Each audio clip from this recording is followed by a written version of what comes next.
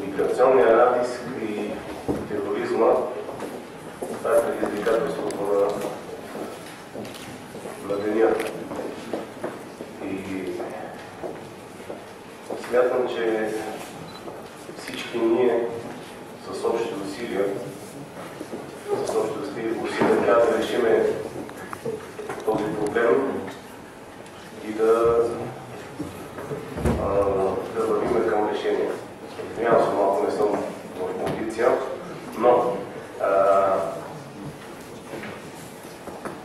от гледна точка на местната власт няма как да не сме притеснени какво би се случило при евентуален натиск от страна на Гърция, примерно, защото чисто географското положение на Благоевград, знаете, че дали през Кулата или къде в края на кращата тази вълна ще мине през Благоевград, от тази гледна точка трябва да бъде подготвени. Аз мисля, че това е идеята на тази кръгла маса в всички ние да търсиме решение на евентуален такъв проблем. Пожелавам успех на кръглата маса. Благодаря.